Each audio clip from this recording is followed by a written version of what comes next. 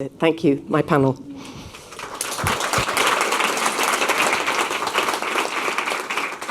So my first question is, why should everybody be concerned about the climate?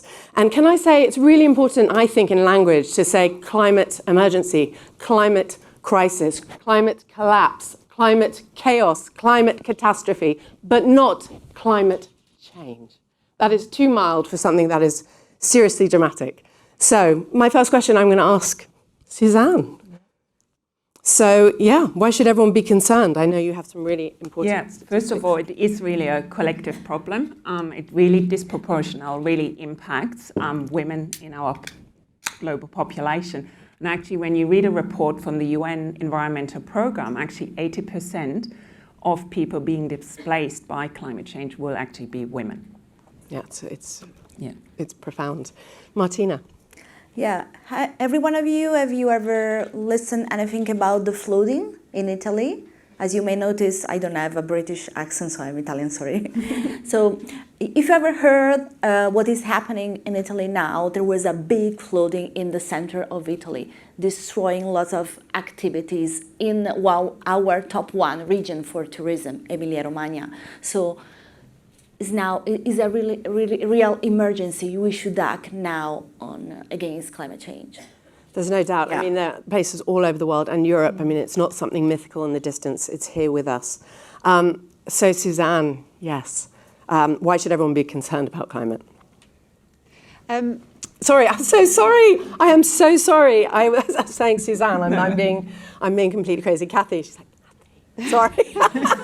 There's so much to pack into this conversation.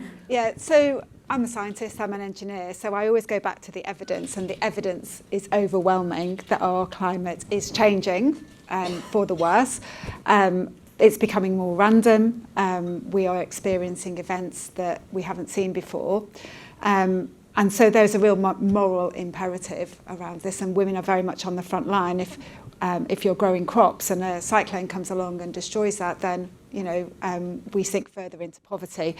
But also from a business and an economic point of view, we have got so much to lose if we don't act. If we don't act to mitigate and if we don't act to adapt to a changing climate, to the climate crisis. The other thing is we've got so much to lose and so much to gain, because this is a great opportunity for us to move to a green economy. There are so many opportunities, and if we don't do it, and in this country if we don't do it, others will.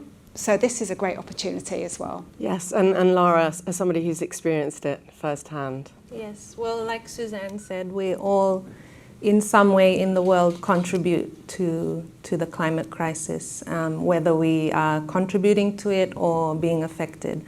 And for us in Fiji, and also I can speak on the Pacific Islands, we are at the forefront of climate change. It's not just something that we can hide away from in the comforts of our house. It's actually our everyday life.